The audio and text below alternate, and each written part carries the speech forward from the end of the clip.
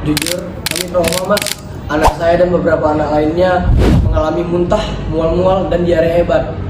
Namun ada anak dari sekolah lain, bukan sekolah saya sih mas, yang sampai pingsan dan kejang-kejang karena keracunan berat dari makanan MBG ini mas. Kami bukan menolak programnya, kami sebagai orang tua cuma ingin jaminan kesehatan untuk anak-anak kami. Ikan itu sensitif, jika tidak dingin sejak dipanen, cepat sekali membusuk. Bahkan perubahan kecil pada suhu memicu pembentukan toksin. Sekali ada toksin, meski dimasak ulang, toksinnya tidak hilang, sehingga anak bisa keracunan parah.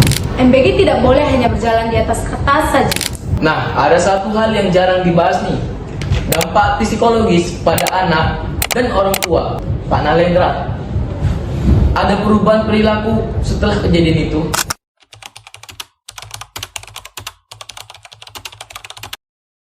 Halo Sobat Gizi, kembali lagi di Gizi Bicara. Saya Ali, host Anda hari ini. Episode kita kali ini sangat krusial karena menyangkut keselamatan anak-anak kita. Program Makan Bergizi atau MBG, program ini dirancang untuk mengatasi stunting dan meningkatkan kualitas bergizi anak sekolah. Tetapi di balik tujuan yang mulia tersebut, muncullah sejumlah masalah serius, termasuk kasus keracunan hingga korban kejang-kejang. Untuk membahas hal ini, kita kedatangan dua narasumber yang sangat luar biasa. Yang pertama, Ibu Onista, ahli teknologi pangan sekaligus lulusan S2 Gizi Masyarakat UGM yang sudah lama meneliti keamanan pangan. Mari kita sambut. Selamat datang, Bu Onista. Selamat siang Ali, Ya, Bu. terima kasih sudah mengundang, senang bisa berbagi. Dan yang kedua, ada Pak Nalendra, orang tua sekaligus perwakilan warga yang langsung terdampak dari kasus MBG di daerahnya. Mari kita sambut. Selamat datang Pak Nalendra. Baik, selamat siang Mas Ali.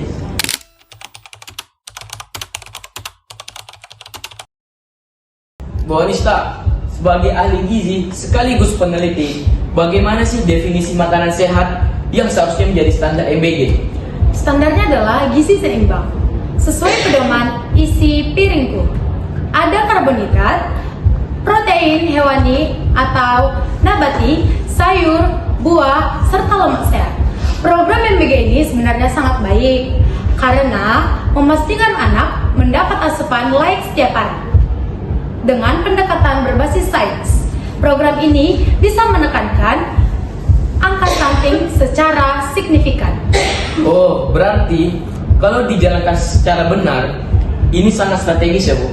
Betul, bahkan beberapa daerah mulai mengembangkan MBG HIU, hidangan ikan utama, yang fokus pada protein ikan segar. Ikan itu kandungan gizinya tinggi, mudah dicerna, dan bagus untuk perkembangan otak. Tapi kualitas ikan sangat rentan rusak jika tidak ditangani dengan benar. Idenya memang bagus mas, saya sebagai orang tua sangat setuju.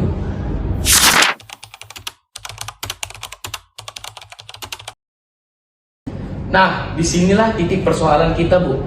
Banyak daerah melaporkan keracunan massal. Bahkan beberapa waktu lalu muncul kasus besar anak yang kejang-kejang setelah konsumsi hidangan MBG. Pak Nalendra, bagaimana pengalaman Bapak di daerah tersebut? Jujur, kami trauma mas. Anak saya dan beberapa anak lainnya mengalami muntah, mual-mual, dan diare hebat. Namun ada anak dari sekolah lain, bukan sekolah saya sih mas, yang sampai pingsan dan kejang-kejang karena keracunan berat dari makanan MBG ini mas. Saya sebagai seorang tua sangat kecewa mas jika ada keracunan seperti ini. Waduh, berarti ini sangat berbahaya ya Pak. Kami bukan menolak programnya, kami sebagai orang tua cuma ingin jaminan kesehatan untuk anak-anak kami. Itu makanan harus sehat dimakan, bukan sekedar bergizi di proposal. Nah, Bu Onista, bagaimana sih penjelasan secara ilmiahnya sampai bisa terjadi separah itu Bu? Ada beberapa kemungkinan. Yang paling sering adalah kontaminasi bakteri patogen seperti Salmonella atau Staphylococcus aureus. Faktor penyebab umumnya, yang pertama, holding time. Terlalu lama makanan dibiarkan 3-4 jam di suhu ruangan. Yang kedua, kontaminasi silang antara bahan mentah dan matang. Yang ketiga, sanitasi air, peralatan, dan dapur tidak memenuhi standar. Yang keempat, pengetahuan petugas dapur minim. padahal mereka memasak untuk ratusan anak. Nah Bu, bagaimana sih dengan MBG HIU tadi? Nah, ikan itu sensitif. Jika tidak dingin sejak dipanen, cepat sekali membusuk. Bahkan perubahan kecil pada suhu memicu pembentukan toksin. Sekali ada toksin, meski dimasak ulang, toksinnya tidak hilang, sehingga anak bisa keracunan parah, termasuk gejala kejang. Jadi sebenarnya masalah utamanya bukan pada program Bu, tetapi manajemen dapur dan distribusi. Tepat sekali, SOP banyak yang tidak dijalankan.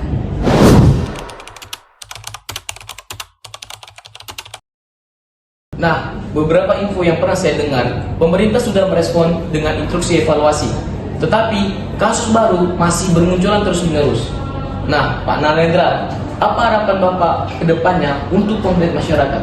Baik, pertama, pengawasan harus harian, bukan hanya awal program. Kedua, orang tua harus dilibatkan sebagai pengawas independen. Dan yang terpenting, jika ada kejadian keracunan, jangan disembunyikan. Transparansi itu penting, ini nyawa anak kami, Mas. Betul sekali Pak. Nah, Bu Onista, apa sih langkah-langkah ilmiahnya yang harus diterapkan agar program ini selalu aman, Bu? Yang pertama, pelatihan intensif dan sertifikasi seluruh petugas pengolahan makanan. Yang kedua, standarisasi dapur sekolah, termasuk cold store untuk ikan, terutama MBG HIU. Yang ketiga, monitoring temperatur makanan dari awal sampai disajikan. Yang keempat, memicu budaya food safety first, keamanan pangan nomor 1, gizi nomor 2. Yang kelima, sistem pelaporan digital yang cepat kalau ada gejala keracunan. Jadi sebelum kita bicara nutrisi yang tinggi, Bu, yang harus kita perhatikan itu apakah berbahaya apakah tidak? Apakah itu betul, Bu? Betul, nutrisi tidak ada artinya kalau membahayakan anak.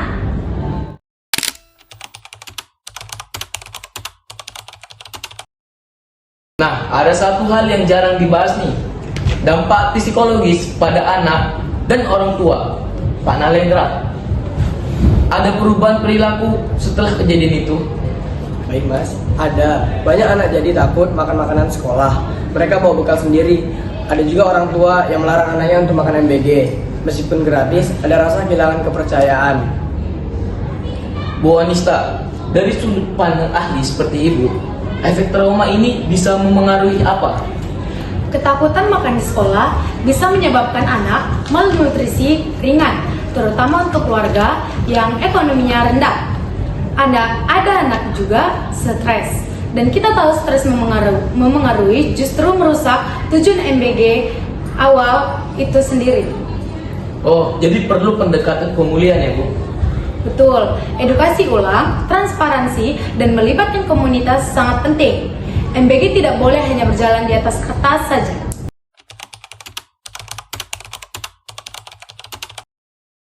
Nah, Sobat Gizi, kita sudah mendengarkan tentang penjelasan dari para ahli gizi dan Pak Nalendra sebagai perwakilan dari masyarakat.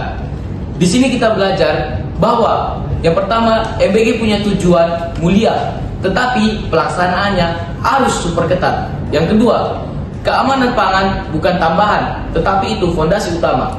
Yang ketiga, kasus keracunan hingga kejang-kejang harus menjadi alarm besar dan peringatan. MBG HIU juga bagus, tapi butuh pengelolaan ikan yang benar-benar profesional. Terima kasih banyak untuk Bu Onista atas wawasan ilmiahnya. Sama-sama Ali, semoga program ini makin baik ke depannya. Oke Bu, dan terima kasih Pak Nalendra sudah berbagi suara dari orang tua. Sama-sama, Mas. Nah, Sobat Gizi, mari kita kawal program ini bersama-sama. Saya Ali, pamit undur diri. Jaga kesehatan, jaga pola makan Anda, dan tetap kritis demi masa depan anak bangsa. Sampai jumpa di podcast selanjutnya. See you guys!